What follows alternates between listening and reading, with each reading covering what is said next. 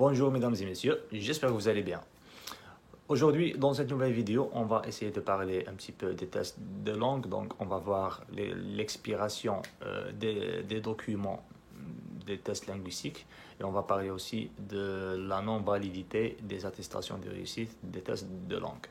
Et on va essayer de se poser la question, je fais quoi si mon test est expiré, que ce soit avant la nomination provinciale ou après la nomination provinciale et avant l'invitation à présenter une demande de résidence permanente ou après l'invitation à présenter une demande ou avant la soumission de la demande de la résidence permanente ou après la soumission de la... Donc on va voir toutes ces alternatives et comme vous savez tous, le test de langue est valide pendant 2 années après avoir été transmis ou délivré par le centre d'examen.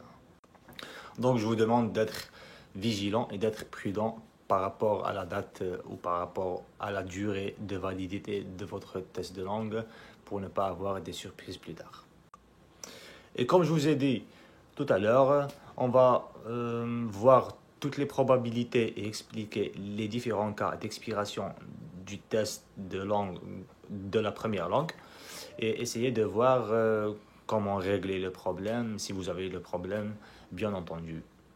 La première probabilité ou la première alternative ou le premier cas, c'est d'avoir le test de langue expiré après avoir créé un profil d'entrée express et ne rien recevoir de la part d'une province ou de la part du gouvernement fédéral.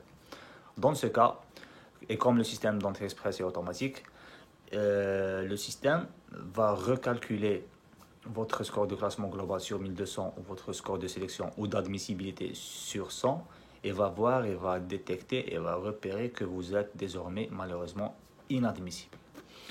Du coup, vous allez être sorti ou éjecté du bassin d'entrée express et vous allez de nouveau refaire le test de langue pour être de nouveau ou encore une fois admissible au système d'entrée express. Et vous allez devoir avoir plutôt 67 points sur 100 pour être encore une fois admissible au système entrée express.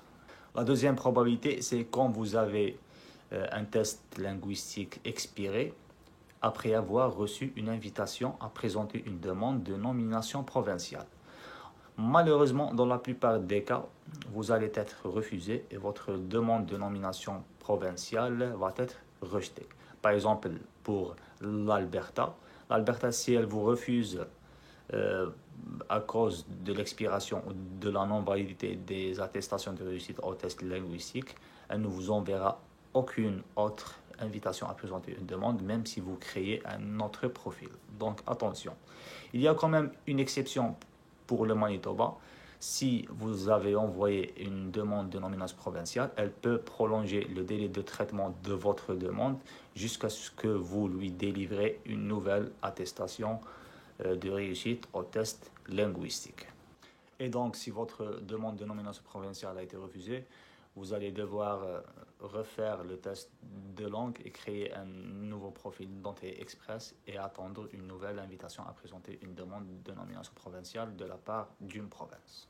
Le troisième cas, c'est quand vous avez un test de langue expiré après avoir reçu une nomination provinciale ou après avoir reçu les 600 points de la nomination provinciale et avant la réception d'une invitation de la part du gouvernement fédéral.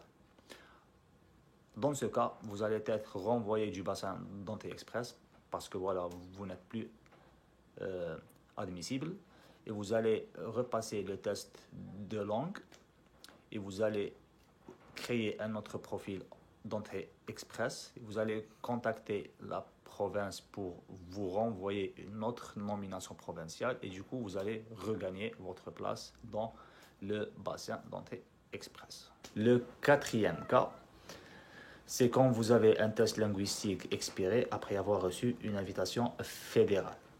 Donc, même si vous avez reçu une invitation fédérale, vous n'êtes plus à l'abri. Le système va recalculer vos points ou votre score de classement global et votre score de sélection et trouver que vous n'êtes plus admissible. Du coup, vous allez être sorti et éjecté et renvoyé du bassin d'entrée express. Vous allez refaire le test de langue et vous allez créer un autre profil. Et si vous avez reçu l'invitation à présenter une demande du gouvernement fédéral par le biais d'une province, donc vous allez contacter la province pour vous renvoyer les 600 points. Sinon, si vous avez eu une extraction directe, vous allez plus tard avoir une autre extraction et avoir une autre invitation à présenter une demande de résidence. Et du coup, vous allez regagner votre place avec une nouvelle attestation de réussite au test linguistique. Alors, en conclusion, si vous avez le test de langue expiré avant la soumission de la demande de résidence permanente, donc vous allez refaire le test de langue et recréer un autre profil d'entrée express. Et si vous avez été rejeté par la province, donc vous allez refaire une autre demande de nomination provinciale et ainsi de suite. Mais que se passe-t-il si vous avez votre test de langue après la date de la demande de résidence permanente? Bon, ici, vous devez savoir que votre score de classement global sera gelé à partir de la date du dépôt de la demande de résidence permanente. Donc, ne craignez rien, n'ayez pas peur, votre score de classement global ne va pas changer, votre demande de résidence permanente ne va pas être rejetée à cause de l'expiration ou de la non-validité des attestations de réussite au test de langue. Sauf si l'agent qui traite votre demande refuse votre demande de résidence permanente à cause d'un autre critère. Donc là, vous allez être refusé et du coup, votre attestation de langue sera aussi expirée. Vous devez la refaire et créer un autre profil et ainsi de suite jusqu'à le dépôt de la demande de résidence permanente.